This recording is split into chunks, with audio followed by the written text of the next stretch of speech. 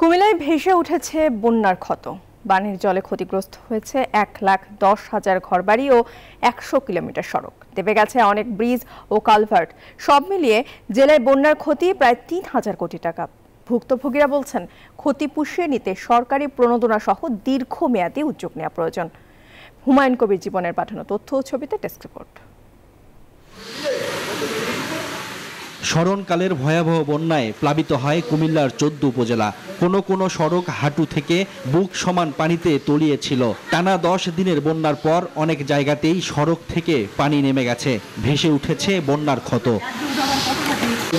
তীব্র স্রোতের তোড়ে অনেক জায়গায় সড়ক এমনভাবে ক্ষতিগ্রস্ত হয়েছে যে সেখানকার রাস্তার অস্তিত্বই প্রায় বিলীন হয়ে গেছে।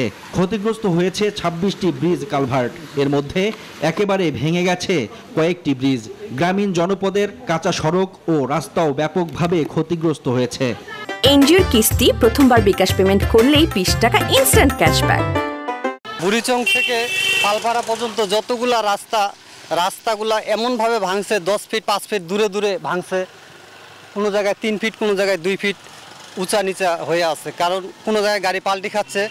এদিকে সব হারিয়ে এখনো বাঁধের উপর খোলা আকাশের নিচে দিন কাটছে অনেকের। বানভাসীরা বলছেন, ক্ষতি পুষিয়ে নিতে প্রয়োজন সরকারি প্রণোদনা সহ দীর্ঘমেয়াদী উদ্যোগ।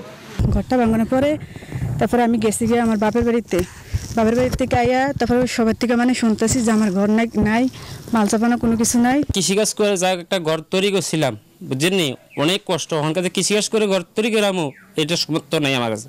এমন অবস্থায় ক্ষতিগ্রস্তদের সরকারি সহায়তা দেওয়ার আশ্বাস সংশ্লিষ্টদের।